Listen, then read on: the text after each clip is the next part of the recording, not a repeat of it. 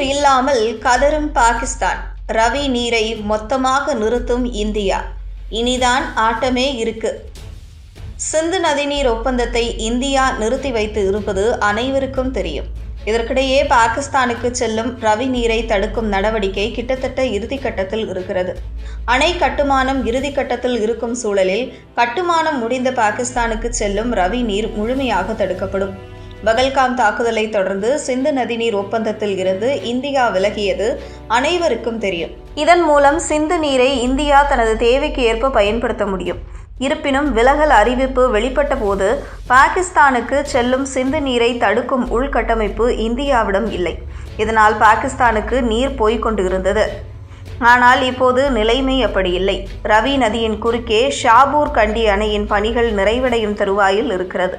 அணை செயல்பாட்டுக்கு வந்தவுடன் ரவி நதியிலிருந்து பாகிஸ்தானுக்கு உபரி நீர் பாய்வதை இந்தியா தடுக்க முடியும் என்று ஜம்மு காஷ்மீர் அமைச்சர் ஜாவேத் அகமது ராணா தெரிவித்தார். ஷாபூர் கண்டி அணையின் பணிகள் மார்ச் 31ஆம் தேதிக்குள் நிறைவடையும் என்று எதிர்பார்க்கப்படுகிறது.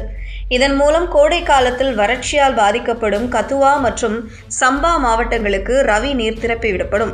இந்த ஷாபூர் அணையின் கட்டுமானம் சுமார் 50 ஆண்டுகளுக்கு முன்பு 1979இல் தொடங்கப்பட்டது.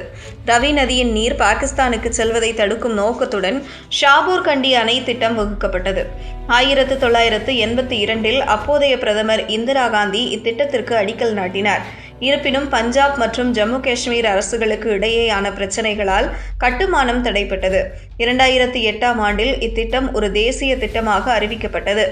3394.49 கோடி ரூபாய் செலவில் கட்டப்பட்டு வரும் இந்த அணை 55.5 மீட்டர் உயரம் கொண்டது.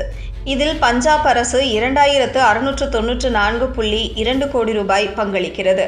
மீதமுள்ள 700.45 கோடியை மத்திய அரசு வழங்குகிறது. அணையுடன் 7.7 கிலோமீட்டர் நீளமுள்ள ஒரு புனல் மின் நிலையமும் அமைக்கப்பட்டுள்ளது.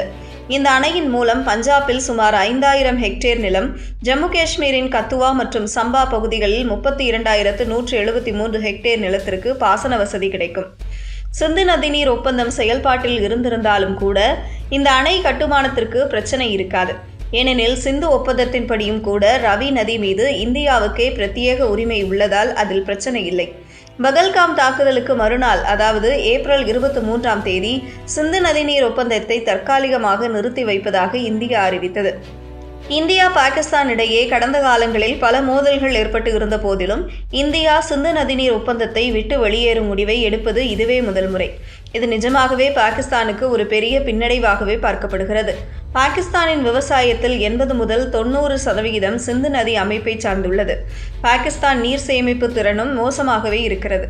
சிந்து நதிநீர் இல்லை என்றால் ஒரு மாதம் கூட பாகிஸ்தானால் சமாளிக்க முடியாது என்பது குறிப்பிடத்தக்கது. ஒப்பந்தம் நடைமுறையில் இருந்த காலகட்டத்தில் சிந்து, ஜீலம் மற்றும் செனாப் நதிகள் பாகிஸ்தானுக்கும், ரவி, பியாஸ் மற்றும் சட்லஜ் நதிகள் இந்தியாவுக்கும் ஒதுக்கப்பட்டிருந்தன. தற்போது ஒப்பந்தம் தற்காலிகமாக நிறுத்தப்பட்டுள்ள நிலையில் மத்திய அரசு சிந்து படுகையில் சாவல்கோட், ரட்லே, பர்சர், பகல்துல், குவார், கிரு, கீர்த்தாய் 1 மற்றும் 2 போன்ற பல நீர்மின் திட்டங்களை முன்னெடுத்து வருகிறது. அதேபோல சாவல்கோட் திட்டப்பணிகளை விரைவுபடுத்தவும் மத்திய அரசு முடிவு செய்துள்ளது.